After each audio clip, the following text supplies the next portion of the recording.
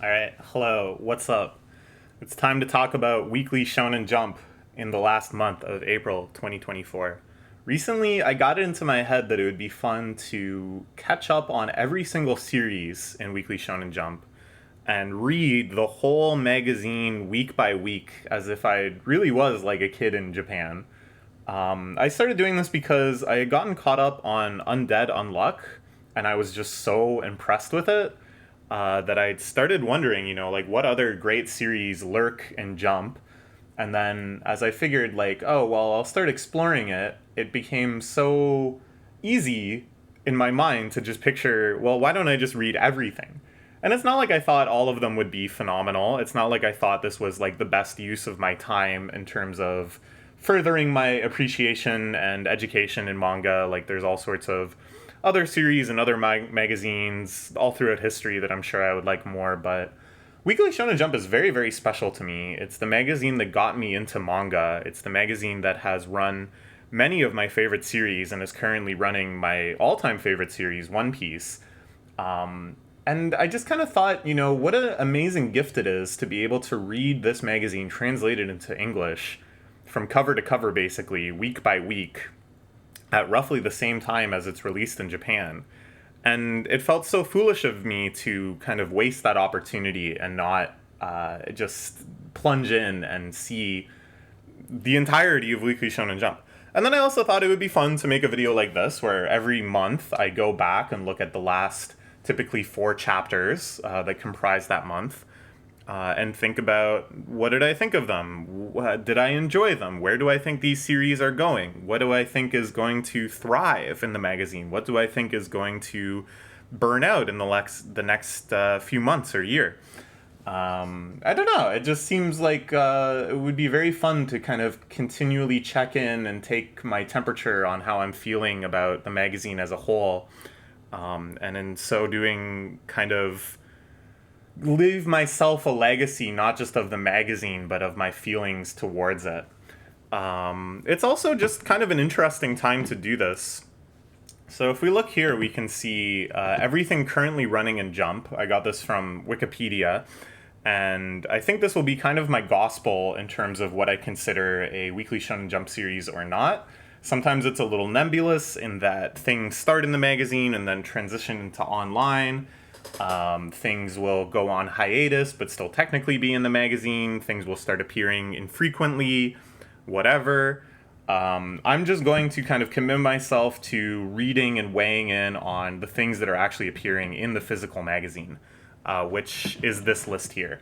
And if you look at this list, you'll notice it's kind of crazy. One Piece is the only actual, like, long-time veteran that's been running since the 90s. After that, we have a huge break until the next series, BNHA and Jujutsu Kaisen. But both of these are actually, like, probably going to end within the year, or early next year at the latest. They're in their climaxes right now. And then after that, it's like a lot of pretty new stuff. The magazine is certainly in a time of flux, where the majority of series haven't even hit like 100 chapters yet. And it's like an open question of which of these series are going to become the new titans, which of these series are going to end up having multi-hundred chapter runs. We just don't know yet. And to me, it's very, very exciting to kind of find this stuff out together. I don't know, it's like crazy. Like, look at this. All but 4 series have debuted in this decade. I don't know if there's ever been a time in Jump where that was the case. Usually there's been at least a core group of 5 or 6 series that have just been running, for as long as anyone can remember. All right, well, with that in mind, what we're going to do is go series by series, talk about my feelings. Since this is the inaugural one, I'm going to talk about my feelings around the series as a whole. Hopefully not ramble on too much about that.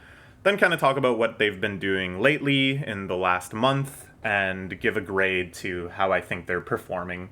The grade is really, I think, pretty unnecessary, but I like doing it. It'd be fun to kind of give statistics to this whole project.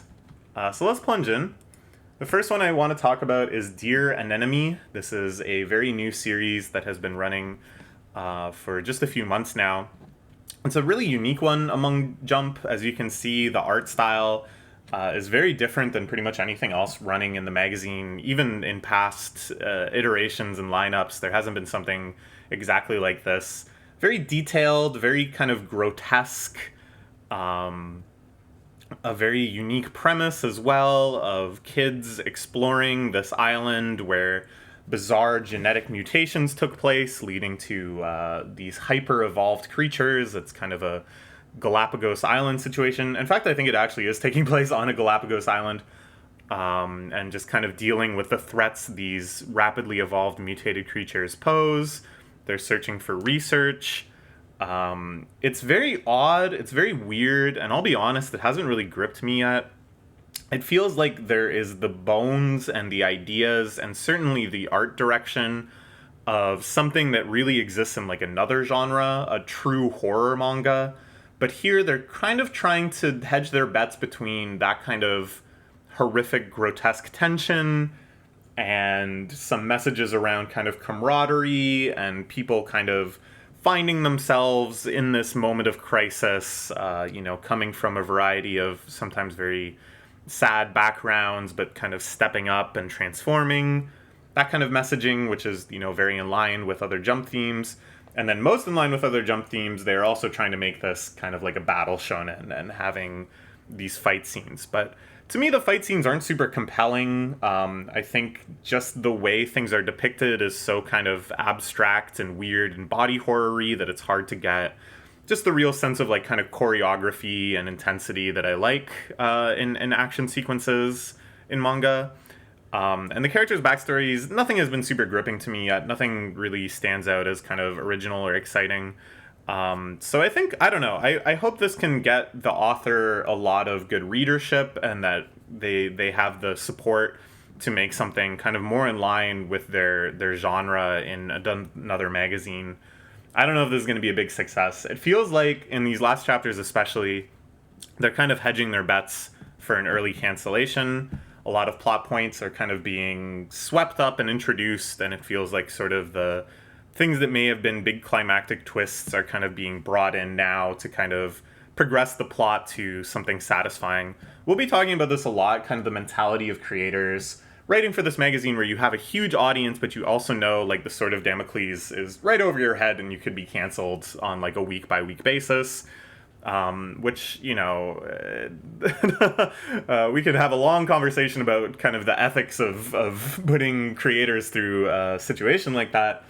But it certainly does produce very interesting work, and it produces work that has to be very strategic with pacing and development and stuff. I don't know. I'm just kind of like amazed at how rapidly the pace of the plot is progressing without really kind of like locking into the appeal of the series, the routine of the series. So overall, I'll give this one a C. I'm just not quite feeling it. It certainly is like a lot of passion and talent behind it, but it isn't really gripping me, and it seems like kind of an odd fit in this lineup. Next, we'll talk about Green Green Greens, which has been running for a little while now. Here we can see the first Tankobon. It made it to the first collection of chapters. I've really been enjoying this one. Very straightforward sports series with your kind of typical protagonist of someone who is new to the world of golf, learning everything kind of alongside the reader, showing some potential, having some setbacks, and what really seals it for me is just the level of kind of like communication, interpersonal stuff between him and his kind of golf rivals. And they've really developed these characters, I think, really well in the short amount of time that they have. A lot of personality, a lot of compelling aspects, but don't feel, too over the top or cartoonish. The whole series has this really nice down-to-earth sense where a lot of focus is given on the logistics of golf. It's expensive to buy clubs. It's expensive to buy time on courses. How do you navigate that as a student? And then also, the psychological strain of being very good at a game, reflected in the other major character. He sees her as aspirational. He sees her as an eventual rival. But for her, golf has just become this all-consuming thing that she kind of defines her own ego and self-identity around. And just kind of like this clashing how he sees her versus how she sees herself and her relationship with golf. It's all very interesting, and I think it's just going to get more rich and fleshed out. Another thing the series does very, very well that I think a lot of manga need to be more deliberate about and more kind of planned around is that it alternates modes really well. So that you'll have a multi-chapter section, like the section that we've been focused on throughout this month, of following a game of golf, going hole by hole, talking about different strategies, different scores, different outcomes, following different players. This whole kind of arc or saga of being in the mode of actually golfing an 18 on a course. And then it can switch gears and you can be back at the club. The home life, the school life, reflecting on that last game, building the characters' relationships, setting the stakes and the tensions for the next round of golf. I think this is a great gift that weekly series especially can take advantage of, is switching modes for multiple chapters and then switching back, like having these two different states to fluctuate between. I think it just makes everything a lot more rich.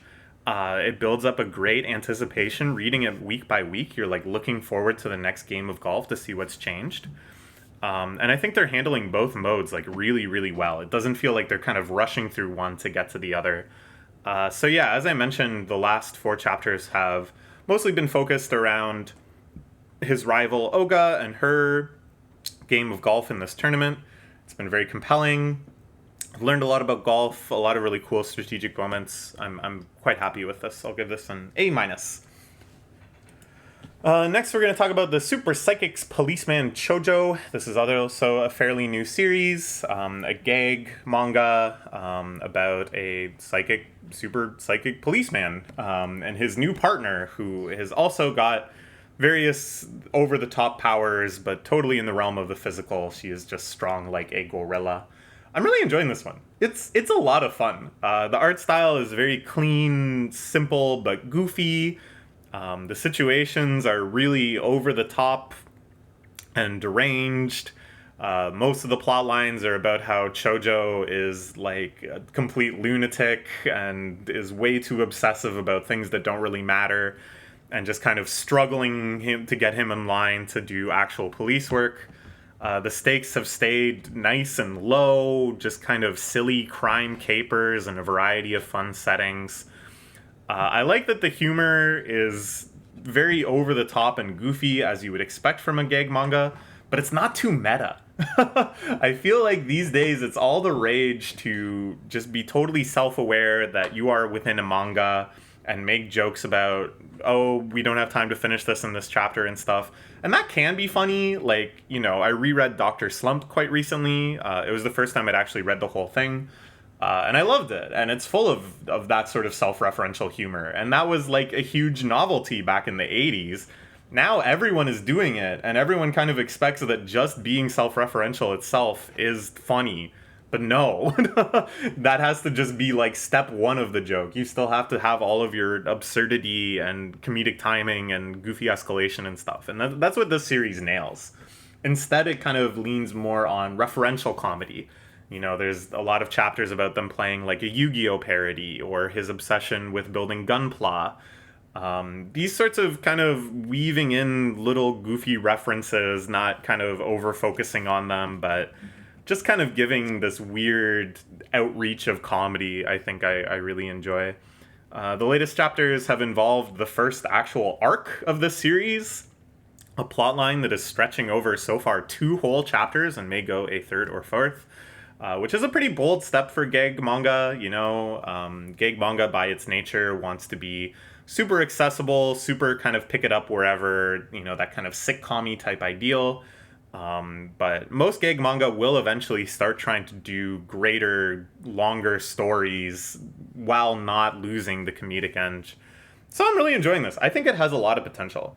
Because this is kind of a weird thing to say. I think gag manga, even though I just said, it wants to be very episodic and disjoint, takes a little while to get going. You need to start establishing characters. You need to start establishing running jokes that you can refer back to. You need to have like a wide range of characters and scenarios and settings that you can kind of draw upon and remix and juxtapose. I think, a bad gag manga is the one that kind of fails to establish this stuff and can kind of just keep doing the same shtick. where the great gag manga, like Dr. Slump is a phenomenal example, knows how to keep enriching the world. And I think this series is definitely aiming for that, and I hope it succeeds. So yeah, I'm enjoying this quite a lot. I'll give this a B. Next, we'll talk about the Elusive Samurai. I got caught up with this one over the last month for this project. At the start, I was a little on it. It just seemed so kind of goofy and self-defeating. So this is a historic manga talking about an actual episode in Japanese history. And it kind of takes what I think was meant to be sort of the homage to Tezuka, where you're telling a real serious story that has some really serious moments, a lot of character drama, but then you just interject it with just like very absurd, sometimes self-referential gag comedy. And I think that mixture works pretty well, but it took a little while for it to kind of start landing for me here.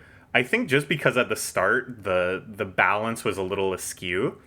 Matsui Sensei did Assassination Classroom before this, which I really enjoyed. And I think that was also a series that really kind of hit its stride once it learned how to balance the comedy aspects, the surreal aspects, the very grounded character drama, and then the very exciting, compelling fight sequences. And I'm happy to say that this series also really started hitting that stride for me. I think, just like we were talking about Green Green Greens, it's a series that really understands how to have multiple different modes and how to shift between them over major arcs, that you have these long, intense battle sequences where for maybe like 10 chapters straight, it's just talking about all the different events of this war and what each different character did and who they fought, and these really intense, sometimes really, really cool choreographed fight sequences. And then it can shift gears again. Now they're back at camp. Now they're preparing for the next battle. Now they're dealing with all the logistics of recruiting forces and feeding them. And you get a lot of really nice down-to-earth character bonding moments and stuff. I don't know. I'm really enjoying it at this point. It's really won me over. I think what has really sealed the deal for me is that it switched from making its historicness kind of the motivation for jokes that a lot of the early comedy would be like, there's a character that had visions of the future, and they would have, a character acting tsundere. I don't know if this actually happened. This is just an example I made up. And this guy would go, I'm getting a vision in the future. They'll call characters like you tsundere. And I'm like, that's not that funny, really. Like, that doesn't really do too much for me. That's just kind of silly. But now there's much more of an emphasis on the comedy coming from our distance from history. For example, there's like a character that there in little narration says, in contemporary accounts, we know that this guy really loved horses. But we we don't really know that much besides that. And then they have this guy be like super over the top obsessed with horses, that he wears a horse mask and he like eats raw horse on the battlefield. And at first it's just this very comedic over the top character that kind of reflects this idea of like, if this ends up being your entire historic legacy, maybe this is all you are, as just a man who loved horses. And then it grows into like an actual really scary, intense character for them to face off against a very powerful villain of that arc. And I think just that kind of openness and kind of showing you the bones of how historical records were built up and exaggerated to make these characters in this depiction, I think is really, really cool. And sometimes it just has this very mysterious allure. Like, I really think about history as a foreign country, and just kind of the unknowable depths of history. That is so compelling to me. For example, there's characters in here that are like Tengu spies, that are dressed up like Tengu and are unfathomably swift and capable of sending information all over the battlefield. And in a narration note, they're like, yeah, in historic record, in contemporary accounts, they say things like, the enemy was tipped off by a Tengu. And for the stories to make sense, the Tengu did have to ride, however many hundreds of miles in one night to bring this information. but like Tengu aren't real. It wasn't actually a supernatural creature, some cryptid that can fly at the speed of sound, causing this to happen. So it's kind of like, well, what did happen? We just don't know. The historic record at the time probably didn't know either, and through some kind of cultural standard of the time or whatever, they said a Tengu did it. And now this manga gets to kind of reinterpret that and recontextualize that and speculate along with all of us as to what actually happened. What was the Tengu? And that sort of stuff I think is so cool and just gives this manga like a depth beyond just having cool choreographed fights and fun characters and goofy comedy. So I'm really enjoying it. Right now, the last month, we've been between battles mostly. And to me, I think the battles are still kind of the highlight of this series. I think just learning about the military tactics and the fact that they're actually reflecting actual events and just sort of these amazing historic characters of record. That to me is the highlight. But it's not like the chapters in between are slumps necessarily. The latest chapter that came out today especially just had this very light poetic touch that I really enjoyed. So yeah, overall very happy with this. I'll give it a A- for the month. Now we'll talk about Akane-banashi. Of all this generation of manga, the ones that are kind of just rounding the corner on 100 chapters now, this is my favorite. What a beautiful, fascinating, enriching story of both pulling you into the depths of one of Japan's most revered art forms, the art of rakugo, the art of solo storytelling in front of a crowd, while also just being such a lovely, wonderful character story with such depth of emotion, such interpersonal depth. All anchored by the rakugo scenes itself. If you want to talk about manga understanding the power and the appeal of multiple modes, this series I think gets it more than anything.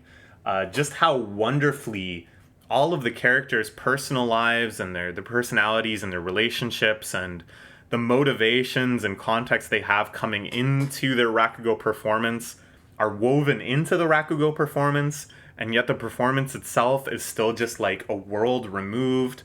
The way they tell the stories by immersing you into little vignettes in a different art style, telling you the rakugo story, but really depicting so well the unique telling by each person. It's amazing. I think this sort of genre of watching people come into their own and master an art form is just one of my favorite in general.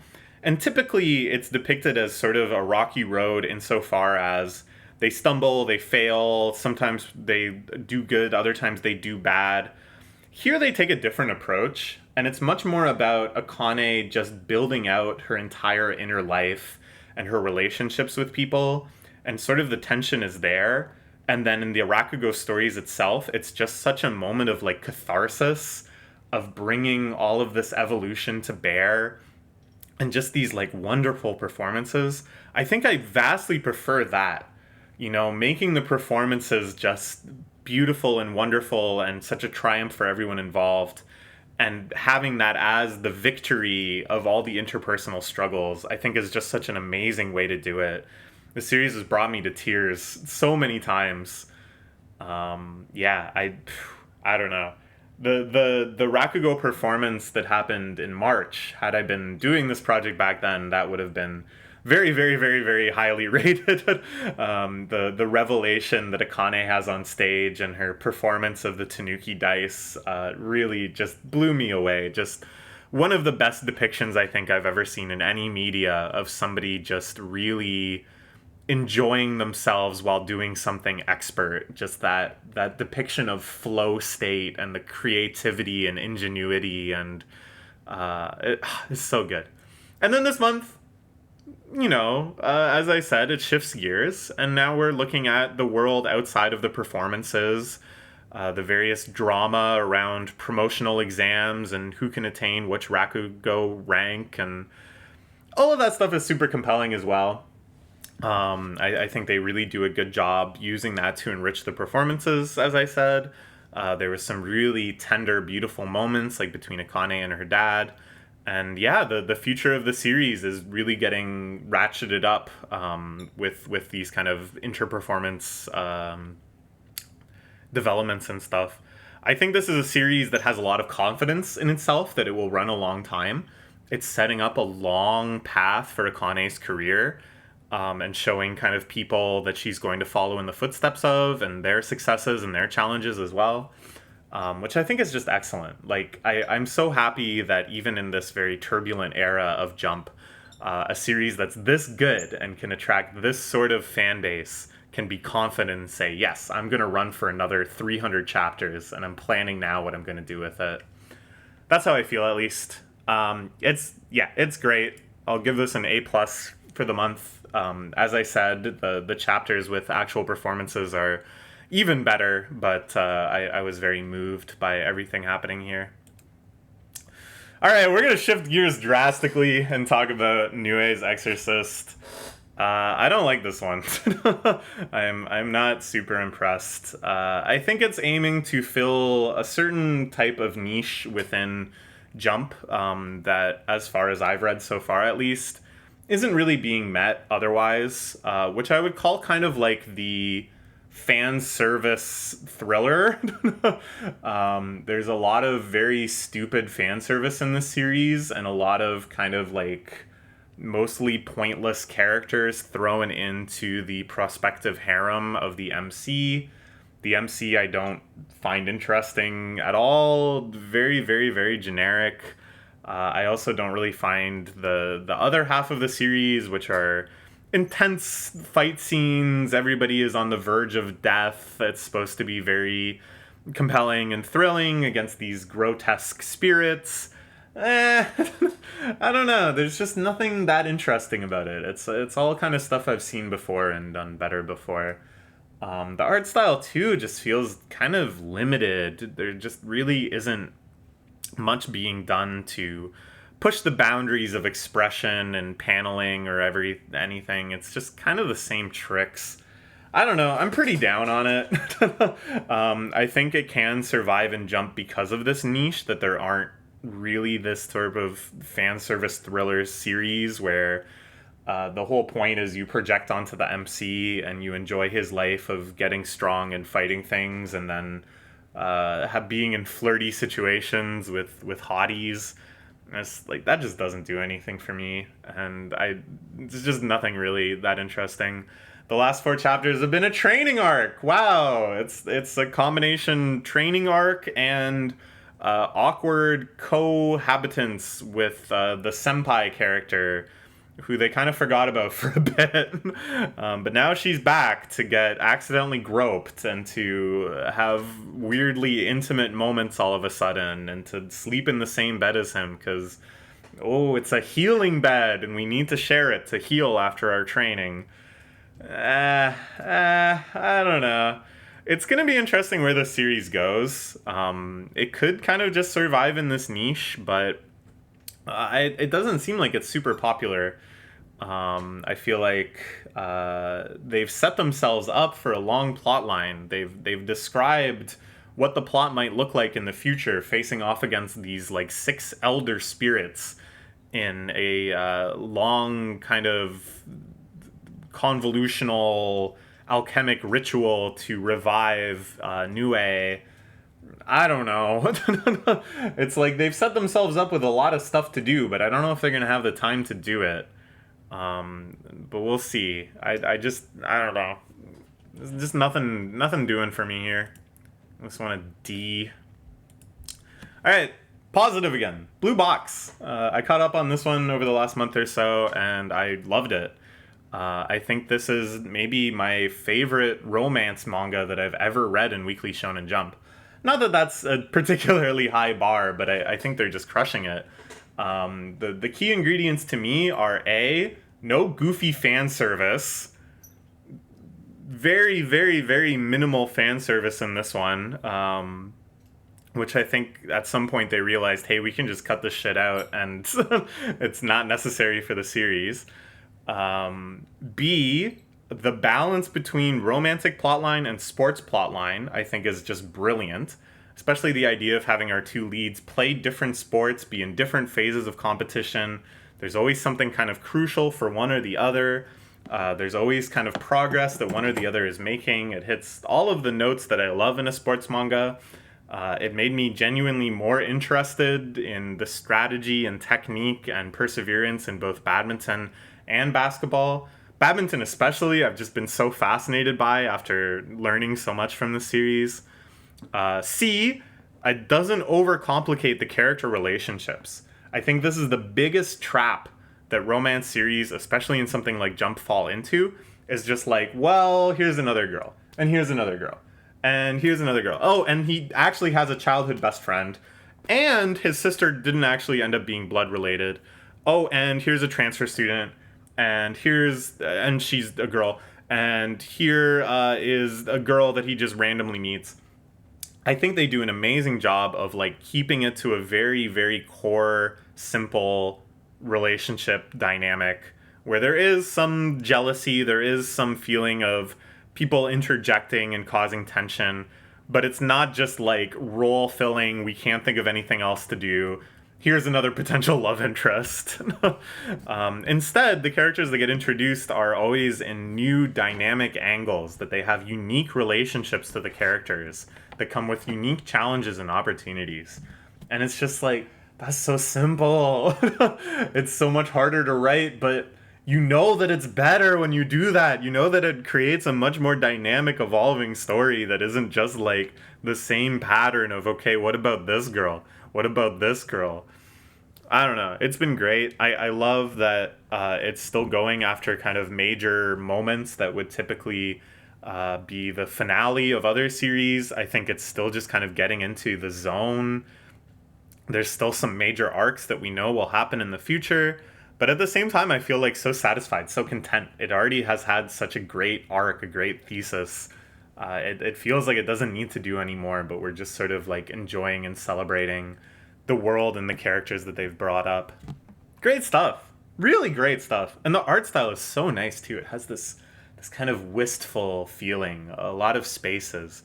It really feels like they've learned a lot from shoujo and especially josei manga, that they've thought about an adult woman's sensibilities and brought that kind of emotional complexity, that sort of depth to bear on something in Shonen Jump. And I think it's all just achieved through balance, you know? That you have these real complex emotions, these real wistful, spacious feelings, and then boom, it's like intense badminton action that keeps you just on the edge of your seat. Really impressed with this one. Very happy to see where it'll go. Oh yeah, and then the last month, again, this is a series that kind of shifts between modes, and we've been very out of the sport mode, focusing more on relationships, a fun little arc of going to the festival, you know, a classic in romance manga, with a lot of very beautiful, pretty scenes. I think where this manga does achieve fan service is just in really lingering and diving into moments of emotional fulfillment and connection and that sort of catharsis, which is really nice. If they're gonna kind of dump something on you, that's the thing they ought to be dumping on you, and it's great.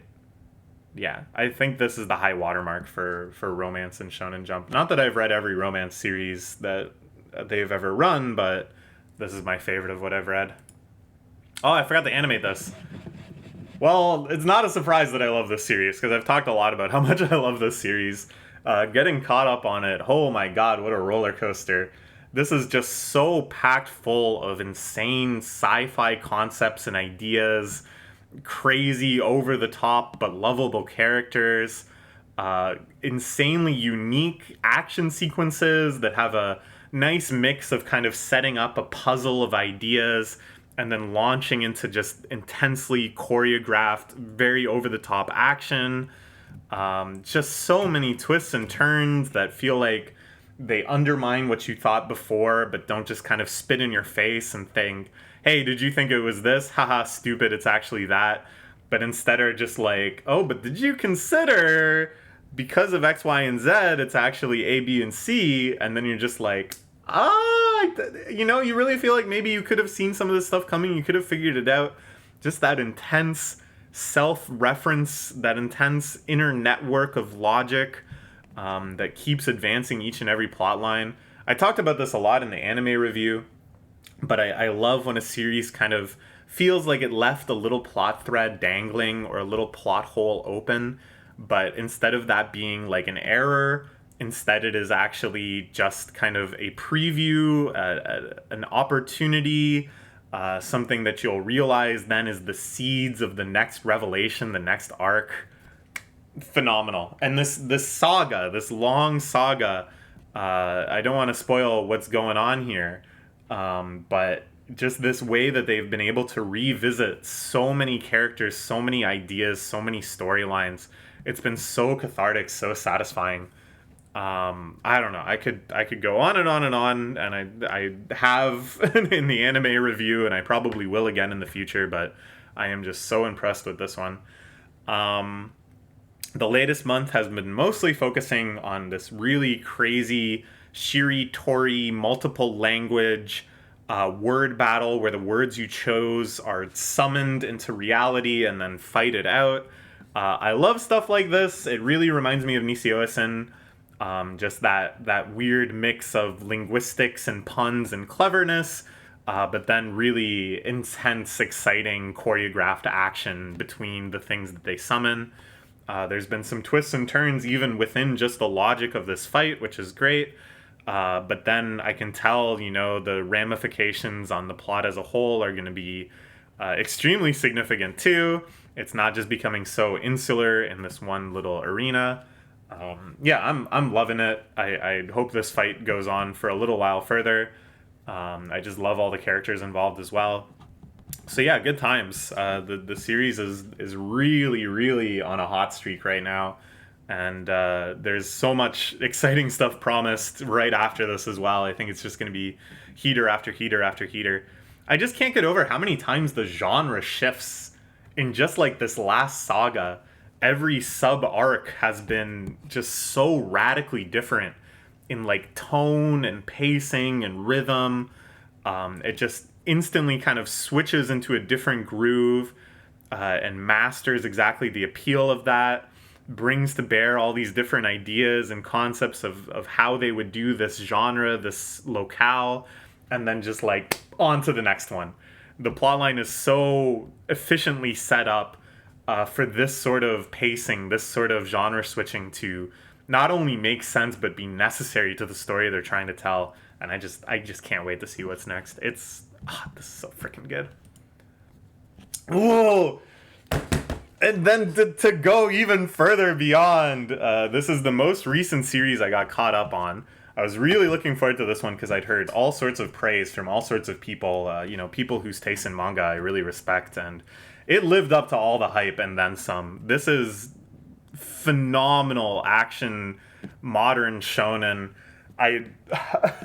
It's like, I thought it would be kind of goofy, I thought the idea is that this was going to be like your kind of Way of the House Husband type series where he's now living this domestic life, but this legendary former assassin can't quite let go of his instincts, let go of his past. And I'm like, yeah, okay, I can see why that's likable. That sounds like a good time. But it is so much more. Instead, it is just this very kind of modern... And when I've talked several times now about my big theses of modern shonen versus postmodern shonen versus pre-modern shonen, but to me this is like very quintessentially modern shonen, where it sets up all these different power dynamics, all these different groups that have sometimes aligned, sometimes opposing desires and beliefs. It sets up this kind of complex power structure where you kind of know who the major players are in each section, but it's a little ambiguous what the relative strengths are. So all of this stuff will kind of need to be shaken out.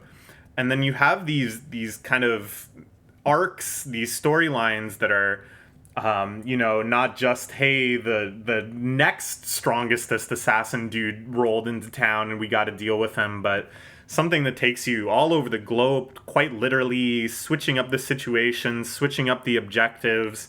Sometimes they're looking for information. Sometimes they need to protect themselves from a threat. Sometimes they're allying with Group A, sometimes with Group B. All of this just very complex world swirling around Sakamoto, our main character. It's phenomenal. And then it's like, it sets up this promise, of this society of assassins and these shadowy groups within it and these competing forces and moral ambiguity. But then it, like, delivers, Like, they say, hey, there's these, 6 assassins that stand at the top of the assassin world. They're super crazy. They're super strong.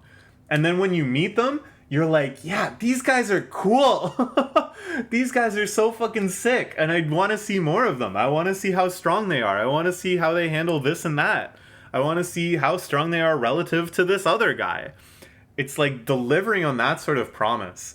Delivering on all of this complexity, actually making it mean something and bring to bear on, like, really substantial arcs and stories. Sometimes with, like, really emotional moments too, like the tragedies of this series and the kind of twists where you realize the true motivations of someone, the way all of these character motivations are interwoven with one another. Just phenomenal. Just really phenomenal storytelling. And then, I can't function without it. The action sequences, I think, are some of my favorite I've read in, like, any series ever. Just this awesome kind of, like, John Woo-esque understanding of the tension and release that you need to have in, like, a gunfight. Mixed with, like, Stephen Chow style, everything and anything is happening, everything is in play, everything could be a weapon. The settings are so important. Every battle feels so distinct because it's playing out in, a laboratory or a museum or on a train or in a school, and all these unique aspects being brought to bear in the improvisational weaponry of Mr. Sakamoto, or just the crazy dynamicism of punching someone into a bus and then fighting on the bus. Like, this is what it's all about. This is why Battle Shonen can be so fun. It's not just about the characters, it's about how much innovation and excitement can you get in the fight itself, and just that choreography and just the development and setting. And I'm loving it. The last 4 chapters have been bangers too. We got a couple huge bombshells of revelation. I think something I really appreciate about this series is that they always make it so that when there is this kind of big perspective shift, it can add some complexity. It can make something more gray and nuanced than you thought it was before, but it also simplifies something else. It also answers a few questions and makes certain other kind of decisions and pathways more clear. They're always kind of balancing that, which I think is something that a lot of series screw up and just instead keep dumping on more and more and more complexity. And you don't get that catharsis of, like, well, at least we know we need to do this. Also, unleashing a character that has been built up subtly, slowly, piecemeal, just one little incident at a time, suddenly kind of unleashing him as their most direct adversary, as someone who we're gonna see in tons of these amazing fight sequences, and just that feeling of, like, oh wait, like, we never really understood how strong this guy is. This guy could actually be, like, by far the strongest, even though he was just sort of a side character. They never deconfirmed what he was capable of, and just, like, being floored by that, like, that realization, and feeling such, like, an empathetic panic for our characters of, like, how in the fuck are they gonna deal with this, and then knowing we're gonna get to see this guy, like, truly fight now, and how cool that's gonna be. That's what it's all about. So I'm gonna give this an S. This really has been impressing me lately, and I can't wait to see more. Okay. Next we'll talk about Kagurabachi. This is sort of a hot topic series. I mean that in multiple ways, I guess, insofar as I could see merch being for sale in Hot Topic. But also just in the Western world, a lot of people have been talking about this, joking about this, memeing about this. It kind of had a feeling of... what was that movie called that everyone kept making memes about?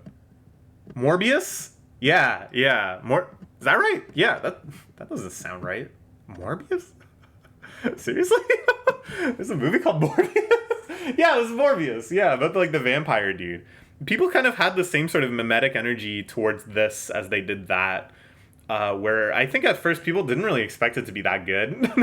And it just seemed so over the top and kind of self-parodious and just so like typical of a battle shonen series that it was hard to imagine that it was even like real and not just sort of like the sort of shonen series that it would appear as a shonen series within other media, maybe. At any rate, that was a while ago. Now it's like, half a year later, and people are starting to really enjoy it. There's been a very sincere fan base that is built up. And I can see why. This is a very well executed series. There's nothing, that creative, nothing that mind-blowing or unique about it. But I think it's just handling everything very smartly in terms of, like we talked about before, hedging your bets between setting out a lot of world building, setting out some promises and expectations for the stories, but also leaving yourself out so that you can accelerate the plot at certain points and condense things and get to a very satisfying ending without delivering on, okay, we're going to have an arc about retrieving each and every one of the sacred blades. I think the world building was very, very smart in that sort of execution. They introduced a lot of kind of different magical elements and powers and stuff within the series, but they didn't overdo it. They didn't kind of beleaguer it such that you think, oh, this is like important, or they want me to think it's important. But instead just sort of very stylistically introduce them when relevant, which again is like a very good way to compress and expand the plot as necessary. The characters, again, not the most creative, not the craziest, but I think they did a really good job kind of strategically deploying them, going, hey, we're going to introduce you to this elite squad, and you think, oh, this is like our dudes that we're going to kind of follow throughout this whole series. But nah, actually, we're going to switch gears. We don't really need them. We're going to very succinctly, efficiently, and surprisingly write pretty much all of them off. Just that kind of freedom to switch modes and to bring in or lose elements as necessary, I think really reflects somebody that really thought this through. And it's kind of like, okay, well, yeah, they've made a very effective product where they've hedged their bets and made something broadly appealing and never committed too hard on an aspect that might be negative. Is that really praiseworthy?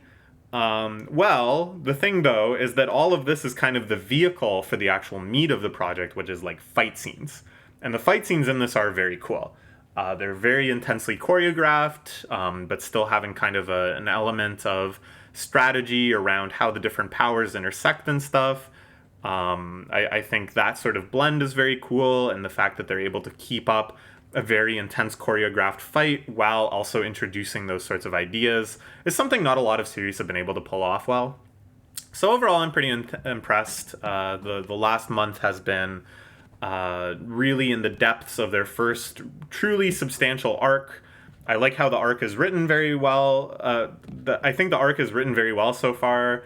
Very good sense of focus on setting, on the characters that are going to be relevant, on how it's going to unfold. Your typical well-structured arc writing.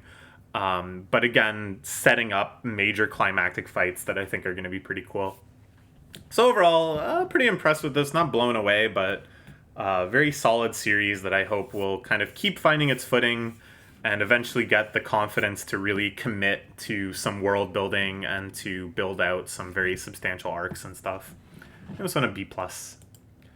Next, we'll talk about RuriDragon. This is a series that was running for only like 10 weeks. and then went on a indefinite hiatus because of health issues from the creator, which is, very unfortunate. And now is back in a super limited, super infrequent, and kind of haphazard schedule. So we only got 1 month for the whole, or only one chapter for the whole month of April. But I'm really liking this one. It's very, very down to earth, all about interpersonal relationships. The supernatural element, which is that our main girl here is half dragon and has started to develop her draconic powers, is very goofy, very silly, but represents, I think, you can say, oh, this is an analogy for puberty. Oh, this is an analogy for kind of finding your identity in a world. And it is that, but it also like a lot of fun dragon hijinks. I don't know. I just really like the character, how she relates to the world. All the other side characters too, I think, are very likable, have a lot of personality, but again, still grounded, realistic, plausible people. I love this. I love that a mostly kind of slice of life series can run and jump. I love how it just very naturally kind of weaves into arcs that without much ceremony or drama will just kind of follow her day-to-day activities, and that might involve multiple chapters hanging out at the sports center with her mom. It might involve a small kind of ongoing arc being built up around this sports committee thing that she kind of falls into.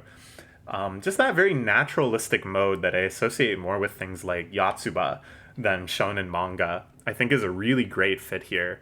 And just, I don't know, the messaging is so great. Like, all of the lessons she's learning about friendship and opening up to people and not judging people too quickly, as she learns that people shouldn't judge her so quickly, and just coming to peace with all of these changes that are happening to her. It's really, really nice. And it makes my heart grow warm thinking that people are learning something from this, and impressionable youths are hopefully kind of learning, some things about humanity from good old RuriDragon. So yeah, only one chapter. It's kind of hard to give it super high grades because, we only had one chapter to work with, but it was a good chapter. I'll give this a B+ as well. All right, JJK, we all know this one. This is a supernatural battle thriller and following kind of like a long line of that sort of violent, intense, lore-driven action. Like Kagurabachi. Is that what that series is called? Yeah.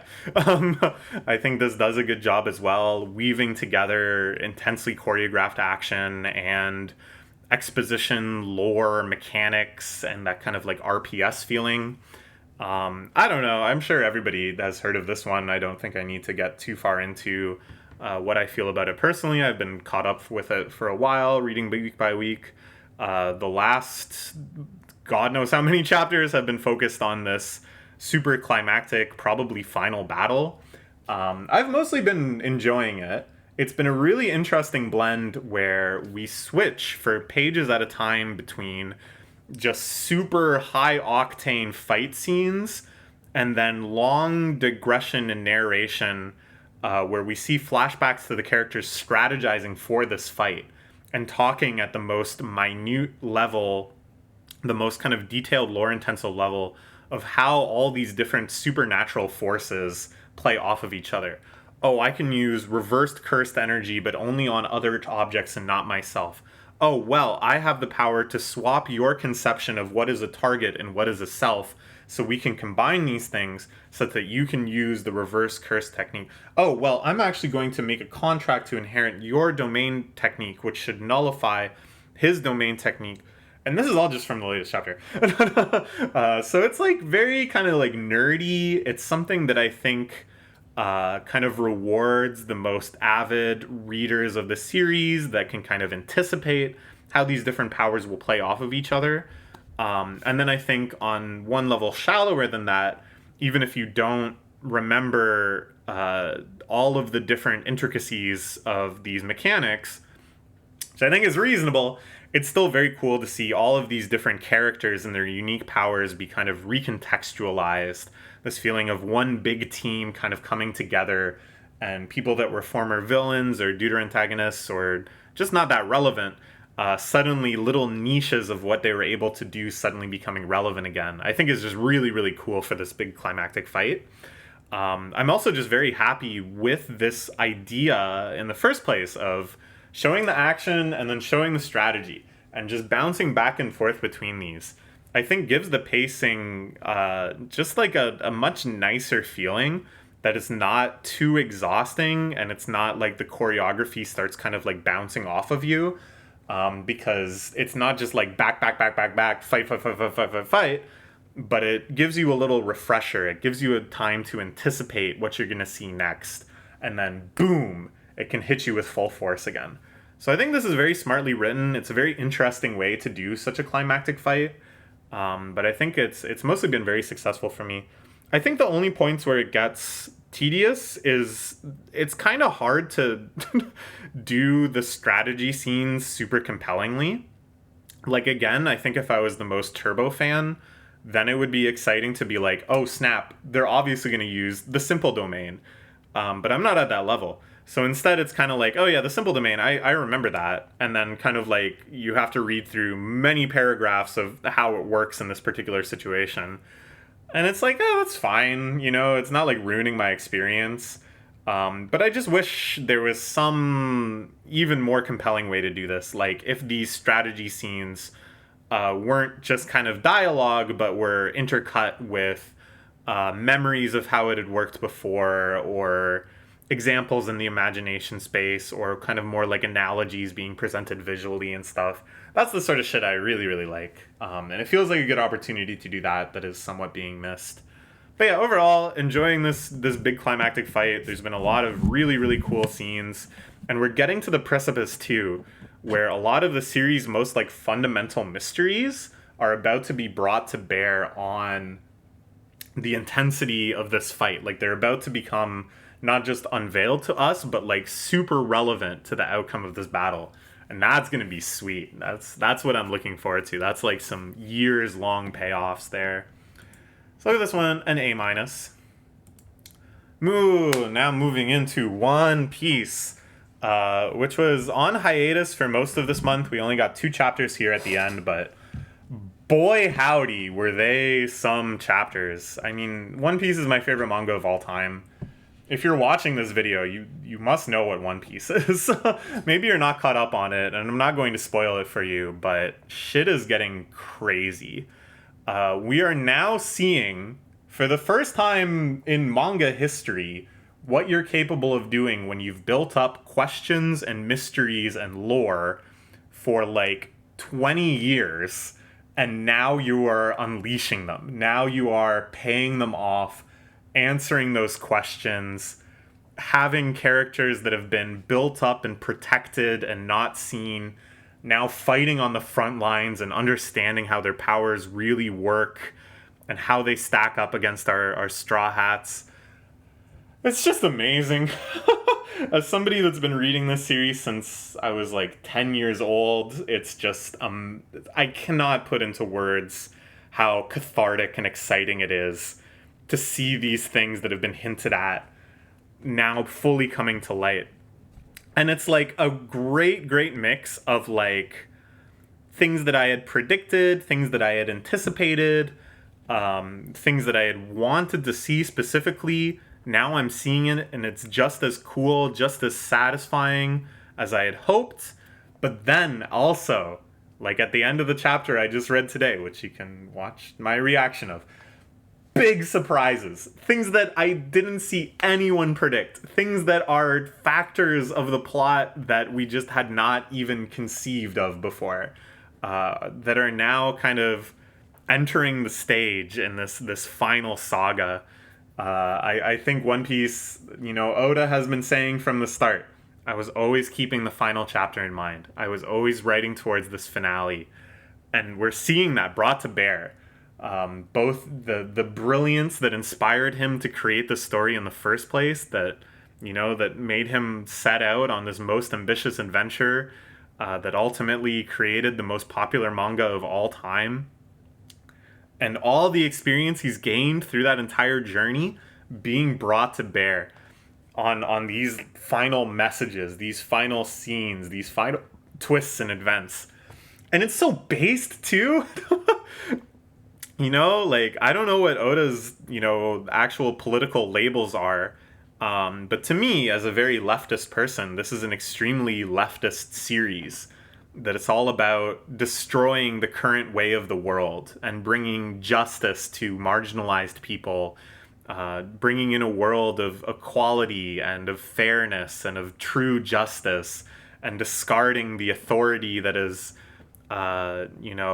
superseded with biased and racist and unfair impositions of false justice, but instead truly building a world of tolerance and love between all peoples. That is the message of One Piece. That is the freedom that has been spoken of from chapter 1. And more it becomes clear that it is a revolutionary freedom. And that's just so awesome to me. And I think, in these latest arcs, that has been truer than ever before. That we really are seeing that is the message of One Piece. That is the spirit behind it.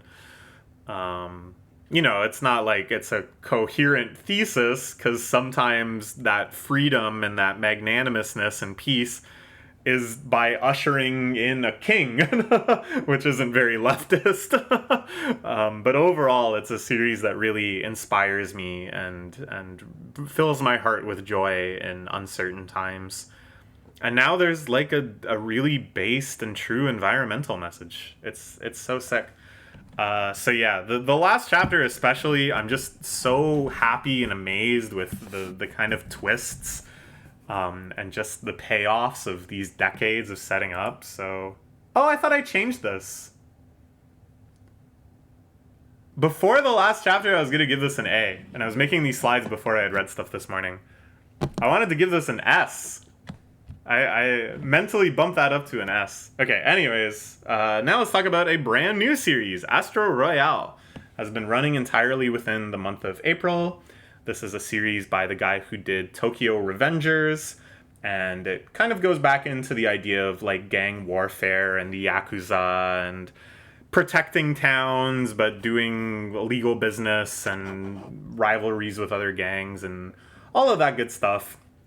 Now with a supernatural element, bizarre disaster has given people supernatural powers, and now it's super-powered rival factions battling it out with their Yakuza philosophy fueling them. I don't know. I'm not impressed yet. I'm not really bought into this concept yet.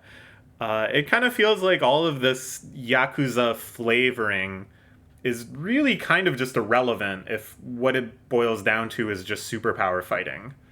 And the idea of, everybody's been given superpowers based on what they wished for when this shooting star went overhead. It's like neat, I guess. Like, it's an idea and it has potential insofar as you can see all these characters get introduced and then you kind of learn a bit about their personality based on what they wished for. But at the end of the day, it's like, yeah, and my superpower is I got really hard armor. Oh, wow, I've never seen that before.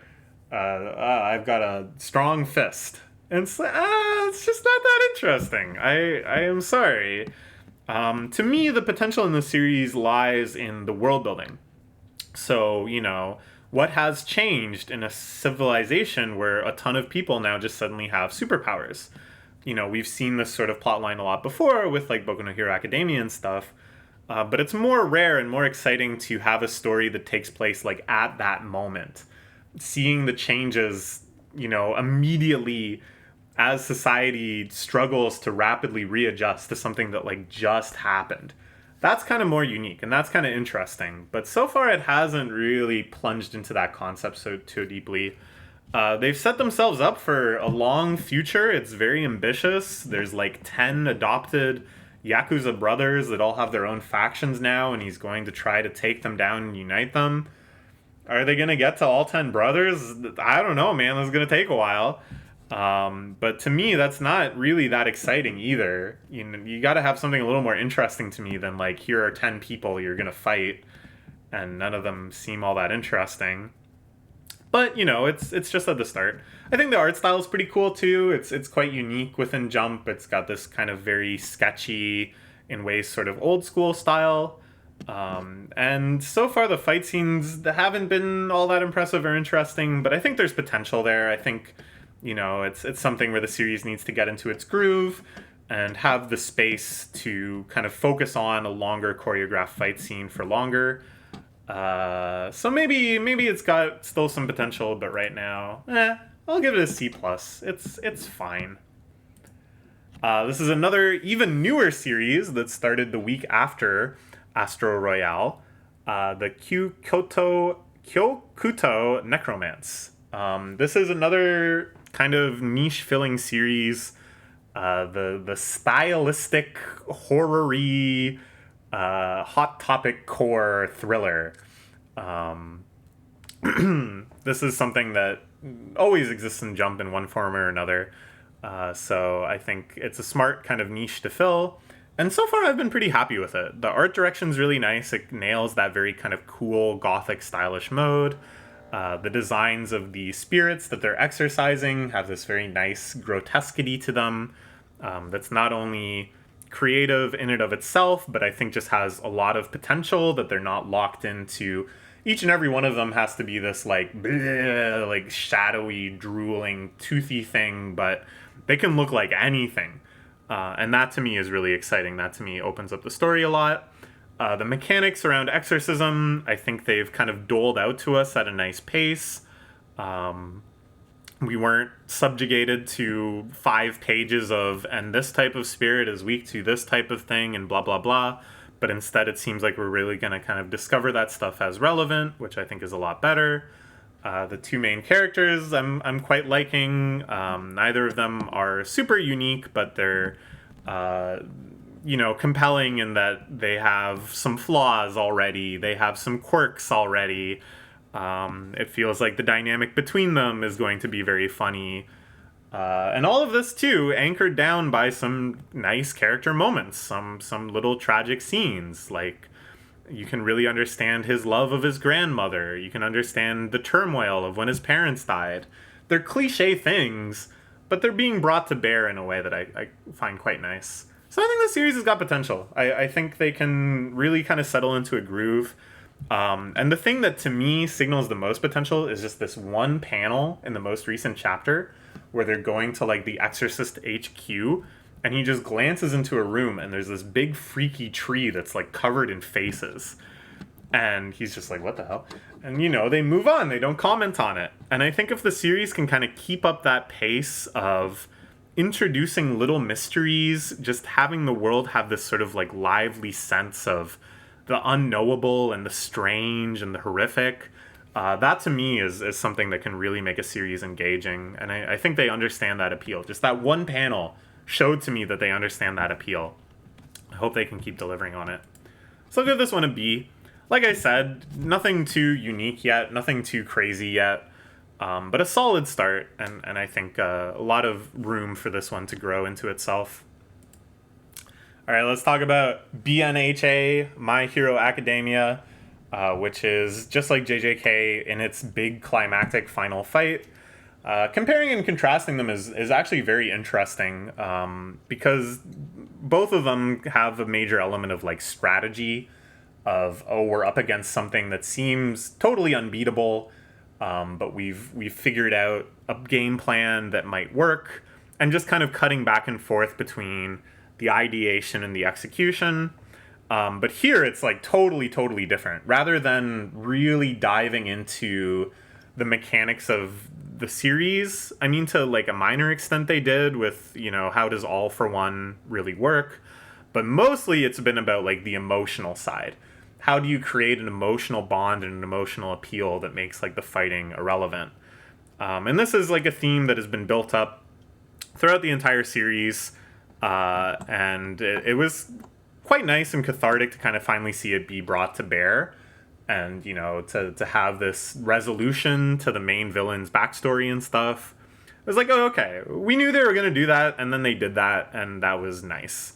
it wasn't anything super unexpected. It wasn't anything that I felt left a deep imprint on my understanding of the human condition or anything like that. But it was fine. I don't think it's anywhere near the best, like, kind of emotional drama the series has done. I thought the stuff with, like, Endeavor's family was way more interesting, but, you know, they executed on what they needed to do. But what I think is very funny is that they realized, hey, in our Battle Shonen series, the talk no jutsu, as people would joke about in Naruto, the idea that the final villain is actually just kind of like talked to and then decides not to be evil, isn't that satisfying. So then we just rapidly shifted gears to now it is just an outright fight, and we're gonna fight, and that'll be it. And I was like, okay, well, I kind of expected that, and this gives them an opportunity to have one big final awesome fight. There's some really satisfying cathartic moments of characters coming back into the action that made me very happy and excited. But so far, it's like we still have yet to see if it can kind of deliver on this setup and bring us home to a huge, triumphant, exciting finale. This is it. Like, this is the moment. You're cashing in all your chips. You're playing all the cards left in your hand. I'm sure it's very, very difficult to pull this off, but I think so far they're doing an admirable job. So we'll see. We'll see. I haven't been, like, unhappy with these chapters. I guess I've just been perfectly whelmed. That if you had asked me like 5 years ago, oh, what do you think the finale of BNHA will look like? I probably could have described almost page by page these last few chapters. So I'll give it a B+, you know? I don't think it's been flailing. I don't think it's been underwhelming. A lot of the action scenes and stuff were cool. The big cathartic moments did what they needed to. But at the same time, it's like, I wish there was a sense of above and beyond. I wish there was something that really, really shocked me. Okay, so that's it. We got through there. Here's a nice little tier list to summarize my feelings on the last month. One Piece accurately put in the S tier, which I guess I forgot to change on that other page. And then everything else, as we discussed. I think this will be kind of fun to track month by month. I don't know, let me know. And still to come, you'll realize we didn't talk about every series in Jump. That's because I'm still getting caught up on some. Right now, I'm currently reading, Yozakura Family Mission. Not feeling this one so much. A lot of really silly things. I just haven't been caught up in it emotionally or anything. I think reading it right after Sakamoto Days kind of did it a disservice. It just seems less interesting on every metric. But, you know, it is what it is. I'm looking forward to talking about it in more depth. And then these three I haven't started at all yet, so it may be a little while before they're incorporated into these reviews. But we have Kill Blue, which I think is also about assassins. We are in such a spy/assassin era of Jump right now. It is like all the rage. I don't know if you can trace it back to Spy Family. I think that was a big influence, at least. But that's what everybody wants to write about, so that's another one. Witch Watch, which I know very, very little about, but this cover is intriguing to me. It looks very shoujo-y. So that could be a nice variation, you know, a nice thing to have in the mix. And then Me and Roboco, which is just a very silly gag manga from what I can tell. So I'm looking forward to that too. I love a good gag manga. All I know about it is that the volume covers parody other Jump series. Like, this is a parody of Doraemon. And every subsequent Tankobon parodies a different series, which I like. So we'll see. Maybe it'll be that very self-referential style, the very meta, talking about being in a gag manga all the time, which can get a little grating, but I don't know. I think there's potential here. So yeah. Woo! That took a while. But I think this is the longest it'll take, because I kind of talked about all the series as series, whereas in the future I think I can limit myself to just the most recent chapters. And then I think it also felt like it took a while because I had made all the slides and stuff, but in the future it'll be easier to just like update the slides with the grades and whatever. So let me know, did you enjoy this? Honestly, I don't really care if you did. I made this mostly for my own satisfaction as a way to really focus in and articulate my feelings around the magazine and to kind of have this way to build a record of my feelings on Jump through the months and hopefully years that I can keep this up. Okay, see you in a month for another one of these when we talk about Jump in May. Bye bye.